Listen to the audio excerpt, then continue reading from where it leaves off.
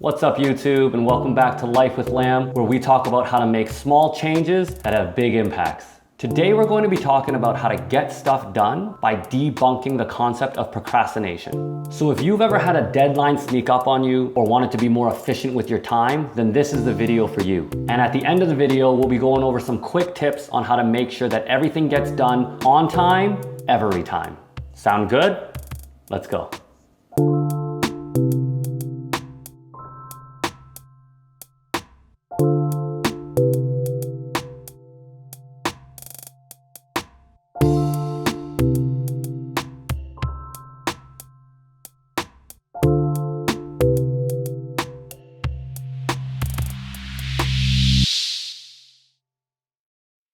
Story time. When I was a student, I considered myself a procrastinator. To be very honest, my early school years, even going into high school, were never super difficult. Now, that's not to say that I didn't put work in. I just never found it particularly stressful. Now, university was a different ballgame, but that's a story for another video.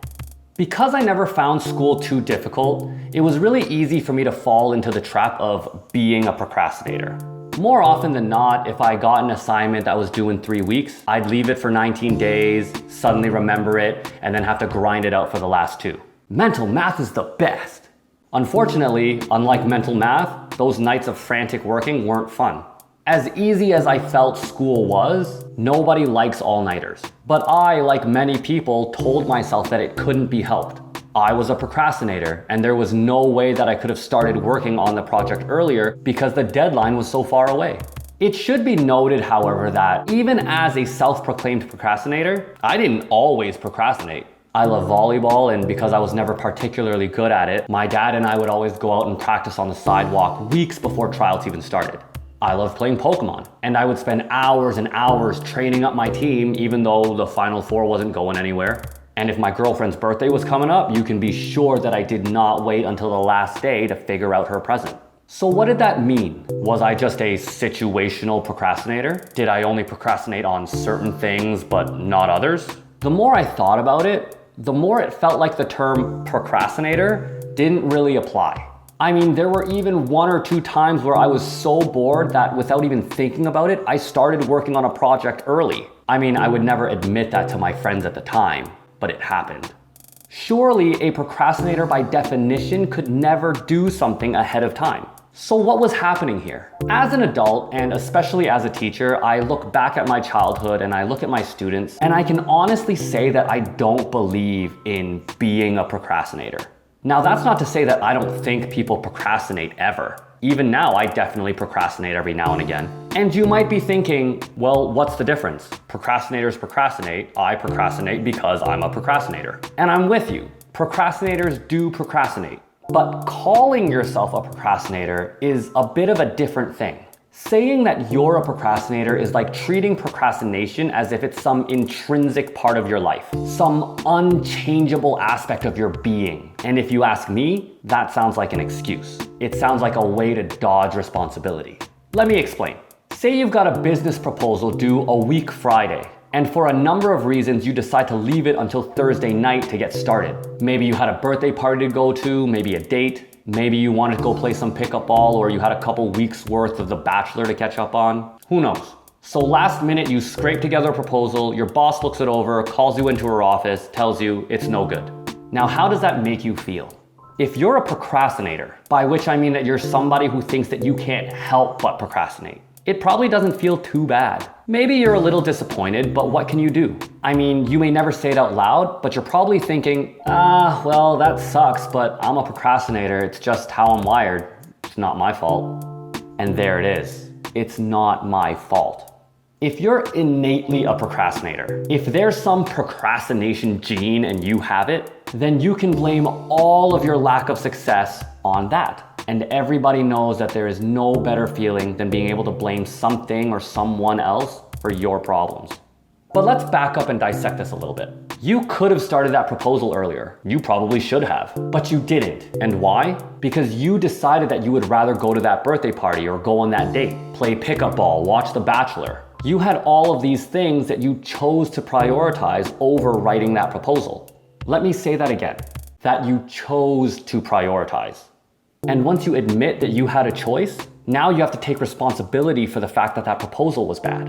And listen, I'm not saying that your priorities are wrong. You are the only person who gets to choose what your priorities are. But you have to take responsibility for those choices. Take responsibility for your priorities. You didn't procrastinate because you couldn't help it. You procrastinated because you would rather do other things first. Let's flip the script a little. Go back in time, imagine you get that proposal again due a week Friday. Except this time, your boss tells you that this proposal is really important to the company. And if it gets approved, you get an immediate promotion plus a $500,000 bonus. Hey, I'm a science teacher. I don't know how the business world works. So a cool $500,000 for this proposal. Be honest. Are you still a procrastinator? Can't help but leave this proposal until the night before? I'm willing to bet that the vast majority of you would start working on that proposal the second that you got it. And in that case, how can you possibly call yourself a procrastinator? Then again, maybe you're one of the people out there watching this video thinking, nope, I'm still gonna go play ball or go on that date. And that's fine. But even in that case, I would still argue that you're not a procrastinator. You're just someone who doesn't place a high priority on financial wealth. Maybe you're already crazy rich and $500,000 is pennies to you. Or maybe you're the type of person who values relationships over corporate standing. Either way, whatever your priorities are, they are your priorities to choose. You get to choose what you do and when you do it. And for those of you who are still shaking your heads thinking, it's not about priorities, I just don't see the point of getting things done early. Maybe the reason that you think that is because you don't know what your priorities are yet. If you don't see how completing a task before the last minute and giving yourself time to edit and revise is going to give you a better product and benefit you in the long run, maybe it's because you're not sure what your long run is. And that's okay. Not everyone needs to know what their end game is right now. But I promise you, once you figure out what you really want in life, what your priorities really are, without you even noticing, your procrastination gene will magically disappear. So okay, I get it. I'm not a procrastinator, I just choose to prioritize different things. So how do I get stuff done? Well, I'm glad you asked. Tip number 1, set priorities. Before we can even think about talking about procrastination, we have to know what's important to us. Does family come before work? Where do social events fit in? Make a list of your top 5 priorities and put it somewhere that's easy to see. It will be a constant reminder of what's most important to you. And when someone calls you up with a seemingly tempting offer, you'll be able to see exactly where that offer falls on your list. Tip number 2, set a schedule. It takes a lot of brain space to remember all the things that need to get done. When our brain gets too muddled up trying to remember everything, it gets lazy and we end up just working on whatever is easiest or most fun to do. So take a load off your brain.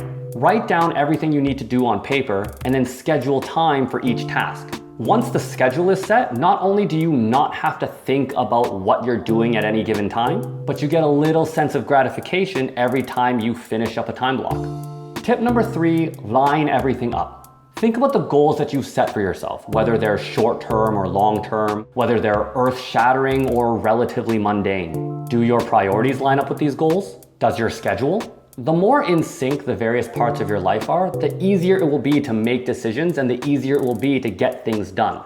If your goal is to make honor roll and you prioritize school over leisure, then studying for a test is the obvious choice over hanging with a buddy.